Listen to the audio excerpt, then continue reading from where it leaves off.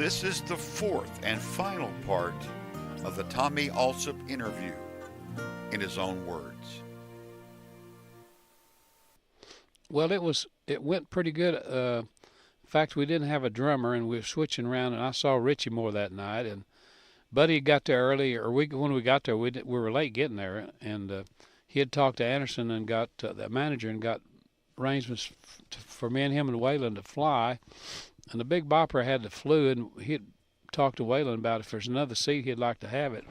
And Waylon said, well, you can go in my place. I don't really care about flying that much. So he gave up his seat. Well, when Richie found out the Bopper was going, then he wanted to fly, and he asked me several times. But I saw him a lot more that night because we were on stage a lot. He was back in the other acts, playing drums, and he asked me 4 or 5 times if he could fly, and probably that was the reason, because I seen him more that night than I usually did. But that's the main thing I remember about the surf, was the fact that it was different in the sense that you don't feature Buddy back there playing drums, star of the show, and you don't just things like that you will stand out in your mind. And now 50 years later, you got pictures that you tell people about it, and you wonder through the years if they think you've been lying about it. And then now here all of a sudden we got pictures to back us up what we've been telling people for 50 years. And I remembered all that. Right? Yeah, $36 a piece we paid. So that was the cost of the charter. Yeah. Well, it happened after I'd got off. We'd loaded everything on the bus, and I got my little bag of dirty shirts and was getting in the wagon and got in the back seat by the Big Bopper, and Buddy turned around and said, go back in there, Tommy, and make sure we got everything loaded out, because we was using Carl's drums. And I went back and checked the band and said, make sure we had loaded everything, off the stage. And he had never said that before, and it was kind of odd, and I didn't think about it for years, but I wondered why he did ask me to go back in there, and I think it was the reason, the fact that we was using Carl's drums, and Carl had left his clothes bag hanging in a dressing room a few nights before that.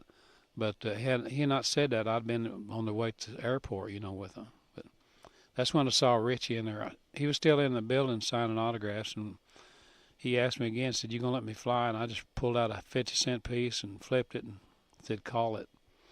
And he called ahead, and it lit ahead. So I went back and told Buddy about it, and he said, well, I said, will you pick up a letter for me at the airport? And he said, yeah, airport. Will you pick up a letter at the post office? And he said, yeah, give me some ID. My mother had sent me a letter, and back then you got your mail through general delivery.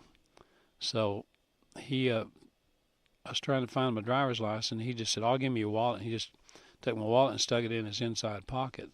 And that's why they found 5 IDs the next morning, only 4 bodies, because their clothes had kind of ripped off of them, and they found all the guys' wallets were laying around. That mine was laying outside of Buddy's coat. The sheriff told me. Yeah, the first news that went out said I could be. Well, it listed all 5 names, but they only found 4 bodies, and they found 5 names. And it wasn't until later up in the morning that Mr. Anderson, the manager of the ballroom, went out there and told them that who the 4 was, that I wasn't on the plane.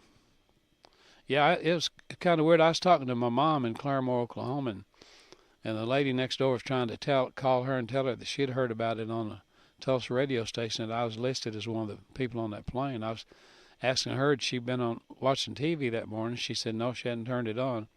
But the very minute I was talking to her, Miss lady named Gaddis that lived next door was trying to get through to her, and her line was busy, to tell her that she just heard on the radio and then I've got several relatives up here that heard the same announcement, where I could have been one of the people on the plane.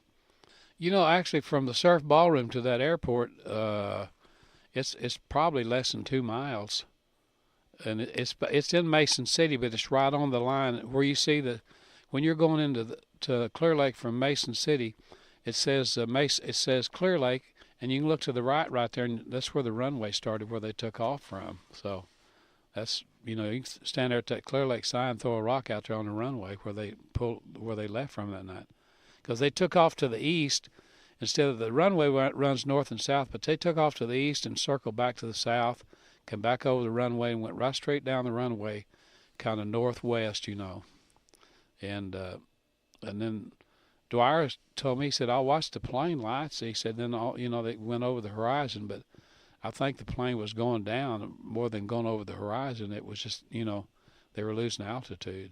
Right. Yeah. When I gave Buddy my wallet and slapped him on the arm and said, I'll see you in Clear Lake the next day, that was it.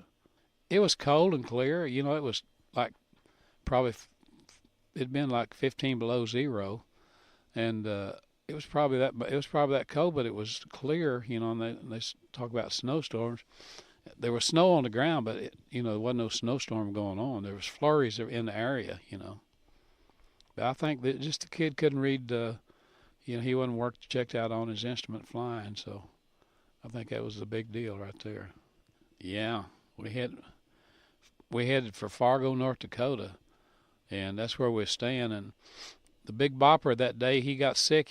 We'd stopped at a Army and Navy store, and he'd bought a sleeping bag, an old canvas sleeping bag. And I got that sleeping bag, and he said, you can use it. And I've heard people say, well, Waylon said he got in the sleeping bag, but I'm the one that slept in the sleeping bag. And back in those days, they had a seat all the way across the bus for the black African-American people. That's where they used to sit, in the back of the bus. And that seat went all the way across, and I got back there and laid down on that seat and got in that sleeping bag, and was actually warm all the way to Clear Lake, or from Clear Lake to Fargo, North Dakota, which is about 350 miles. And we got in there about 11 o'clock the next day, 10:30, 11 o'clock. Yeah, I walked in the hotel, me and the road manager, and I was up and sitting up in front talking to him when we got there, and Waylon, everybody was still asleep on the bus. And he and I walked in the hotel, and I told the guy at the desk, I said, put me next to Buddy Holly. And he said, well, man, didn't you hear? I said, them guys got killed. Well, when we was walking through the lobby, the Big Bopper's picture was on the television. I thought it was just an advertisement for the dance. And by the time this guy told me, they'd changed the pictures to they're showing Buddy and Richie, and yeah, well, that's how we heard it. This concludes our special presentation on Tommy Allsup. We hope you've enjoyed listening to his account on the time he spent with rock and roll legend Buddy Holly. You've been listening to Oklahoma Music Legends. Spread the word. We can be found on iTunes, Buzzsprout, Stitcher, Google Music Play, and on Spotify. Find all of our podcasts on our website, oklahomamusiclegends.com. Click on the podcast link where you'll find all of our stories. While you're there, check out our updated picture galleries. Join our Oklahoma Music Legends Facebook page. For Oklahoma Music Legends, I'm Tommy Henshaw. Thanks for listening.